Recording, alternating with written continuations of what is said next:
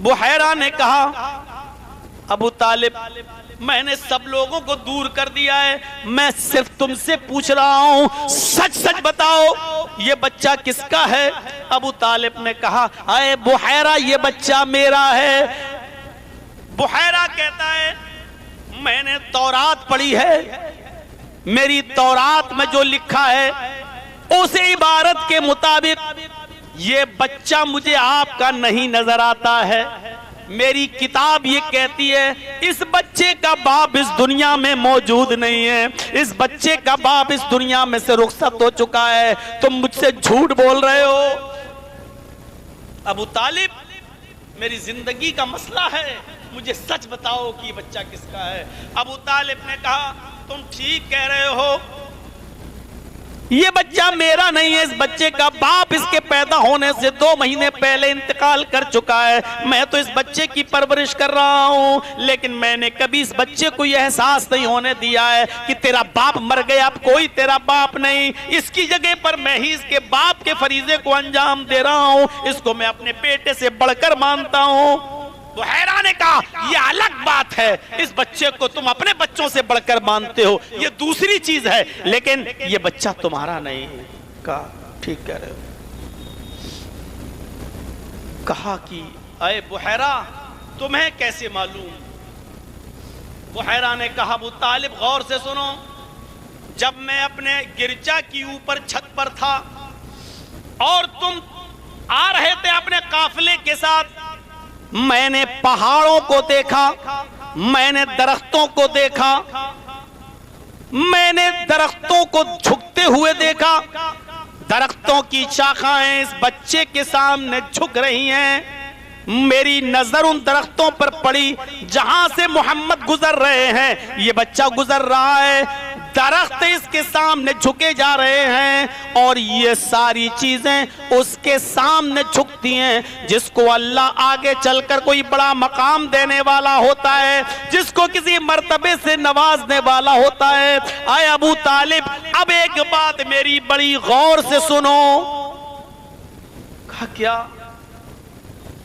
وہ بحیرہ وہاں سے آتا ہے اور محمد ابن عبداللہ کا ہاتھ پکڑ لیتا ہے، اس 12 سال کے بچے کا، اور ہاتھ پکڑ کر کہتا ہے ھذا سید العالمین، ھذا رحمت للعالمین، یہ ساری دنیا کے سردار ہیں، یہ ساری دنیا کے لیے رحمت بنا کر بھیجے گئے ہیں، اللہ ان کو رحمت بنا کر بھیجے گا، ان کو ساری دنیا کا سردار بنایا جائے گا۔ اے ابو طالب میرا مشورہ ہے کہ اب اس بچے کو یہیں سے لوٹا کر واپس مکے بھیج دو، آگے یہودیوں کی بستی ہے، اس بستی میں لے کر مت جانا، اگر ان یہودیوں نے اس بچے کو اس کی نشانیوں سے پہچان لیا تو اس بچے کو قتل کر ڈالیں گے، اس بچے کو مار ڈالیں گے، کیونکہ یہودی یہ چاہتے ہیں کہ آخری نبی ہمارے خاندان میں، ہمارے قوم میں یہودیوں میں آئے، لیکن وہ تو آ چکا ہے، وہ تو پیدا ہو چکا ہے، یہ سید العالمین ہے، یہ رحمت للعالمین ہے۔ یہودیوں سے بچاؤ اپنے بچے کو، اور اسی وقت اپنے بچے کو اس محمد ابن عبداللہ کو واپس مکے میں پہنچا دو، یہودی بڑے دشمن ہو جائیں گے اور اس بچے کے جان کے پیچھے پڑ جائیں گے۔ ابو طالب نے ویسا ہی کیا اور اس بچے کو واپس لے کر یا تو خود مکے آ گئے یا کسی کے ذریعے اس بچے کو مکہ پہنچا دیا۔ یہ بچپن تھا محمد ابن عبداللہ کا۔ ہمارے لیے نبی کا بچپنا بھی آئیڈیل ہے، ابھی تو صرف بچپنے پر ہم ہیں، اب 12 سال کے بعد کی عمر بتائیں، پھر 25 سال پر چلیں اور پہلا نکاح خدیجہ کے ساتھ، پھر وہاں سے آگے بڑھیں۔ میرے بھائیوں بات تھوڑی سی لمبی ہو جائے گی، اس لیے بحیثیت بچپن کے اتنی چیز کافی ہے۔ آئیے یہ اب بحیثیت بیٹے کے ذرا دیکھ لیتے ہیں کہ آپ کا کردار کیا ہے۔ آپ کسی کے بیٹے بھی تو تھے، باپ موجود نہیں، ماں ہے آمینہ، 6 سال کی عمر تھی جب محمد ابن عبداللہ کی، تو ماں ان کو اپنے محمد رسول اللہ کی ننیال ممیال جو مدینے میں تھا وہاں لے کر پہنچی۔ 1 مہینے کے بعد جب وہاں سے لوٹ کر آئیں، اس وقت محمد کی عمر کتنی تھی؟ 6 سال مقام ابوا پر پہنچی. کہا بیٹے تم روز پوچھتے ہو کہ میرے ابو کہاں ہیں, میرے ابو کہاں ہیں, سب کے باپ ہیں, میرے ابو کہاں ہیں, تم بار بار پوچھتے ہو, چلو میں تمہیں تمہارے باپ کی قبر دکھاتی ہوں کہاں ہے. آمینہ اس 6 سال کے اپنے بچے کو لے کر جب مقام ابوا پر اپنے شوہر کی قبر کے پاس پہنچی اور اشارہ کیا, بیٹے یہ تمہارے باپ کی قبر ہے, اس قبر کے اندر تمہارے ابو ہے, یہ قبر ہے تمہارے باپ کی, تمہارے باپ اس قبر کے اندر موجود ہیں. اللہ کے نبی جو آگے چل کر رسول اور نبی بننے والے ہیں, محمد ابن عبداللہ اپنے باپ کی قبر کو دیکھ رہے ہیں اور یہ احساس بھی ہے کہ میرے باپ اس قبر سے نہیں نکل سکتے ہیں. آپ کی آنکھوں میں آنسو ہیں اور جب تک آپ کی آنکھوں میں آنسو تھے پیچھے مڑ کے اپنے ماں کی طرف دیکھنا چاہتے ہیں تو کیا دیکھتے ہیں کہ میری ماں کی آنکھوں میں بھی آنسو ہے, وہ بھی اپنے شوہر کی جدائی میں رو رہی ہے.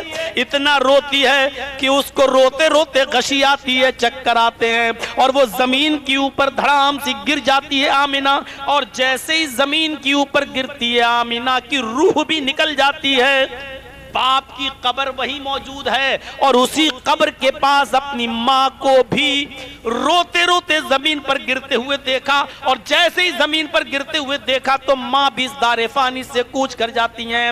ماں کو بھی کھو دیا 6 سال کی عمر میں, باپ تو پہلے سے نہیں تھا, ماں بھی اس دنیا میں چلی گئی.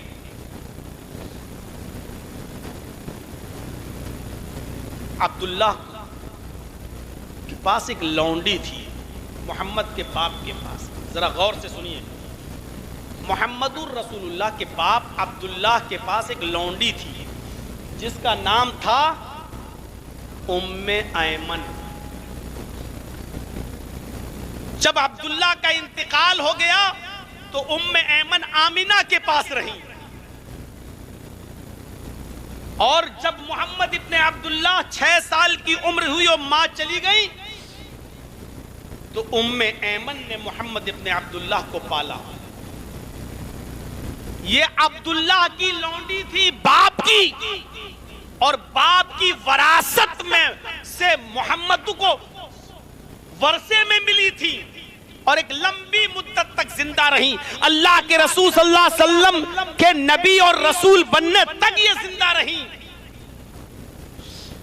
اللہ کے نبی رسول بننے کے بعد, پیغمبر بننے کے بعد بھی آپ ام ایمن کے گھر جاتے تھے, ان کی خدمت کرتے تھے, ان کو اپنی ماں کی طرح دیکھتے تھے اور ان کی سیوا کرتے تھے. ایک مرتبہ کچھ لوگوں نے پوچھا, اے محمد صلی اللہ علیہ وسلم, وہ تو آپ کے باپ عبداللہ کی لونڈی ہیں جو تمہیں ورثے میں ملی ہیں, تم ان کی اتنی خدمت کیوں کرتے ہو, تم ان کو اتنا اچھا سیوا ان کی کیوں کرتے ہو, وہ تو تمہارے باپ کی لونڈی ہے, تمہیں وراثت میں ملی ہیں اور تم ان کی اتنی دیکھ ریکھ کرتے ہو. تو اللہ کے نبی نے جو جملے ادا کیے وہ غور سے سنیے. فرمایا ہی امی بعد امی, وہ میری ماں کے بعد دوسرا درجہ رکھتی ہیں, میری ماں کے بعد وہ میری ماں ہے. میری ماں تو مجھے 6 سال کی عمر میں چھوڑ گئی, پھر میرا خیال ام ایمن نے رکھا, وہ بھی میری ماں ہے میری ماں کے بعد. یعنی میری ماں کے بعد سب سے بڑا مقام اگر کسی کا ہے تو ام ایمن کا ہے, میں ان کو بھی اپنی ماں کے بعد ماں سمجھتا ہوں. یہ محمد ابن عبداللہ محمد رسول اللہ کا جواب ہے. غور کرو, جو دوسرے اپنے باپ کی لونڈی کو اپنی ماں کہہ رہا ہو, غور کرو اگر ان کی اپنی سگی ماں زندہ ہوتی تو ان کا کتنا خیال رکھتے, ان کا کتنا خیال رکھتے. جب باپ کی لونڈی کو ماں کہہ رہے ہیں تو اگر ان کی اپنی سگی ماں زندہ ہوتی تو ان کا کتنا خیال رکھتے. یہی حلیمہ ہیں جنہوں نے محمد ابن عبداللہ کو پالا اور 6 سال کی عمر کے بعد آمینہ کے حوالے کر دیا. 6 سال اور جب 40 سال کے بعد محمد صلی اللہ علیہ وسلم رسول بنے, پیغمبر بنے, تو ایک دن یہی حلیمہ آ رہی ہیں اور اللہ کے نبی جناب محمد رسول اللہ صلی اللہ علیہ وسلم صحابہ کے پاس بیٹھے ہوئے ہیں.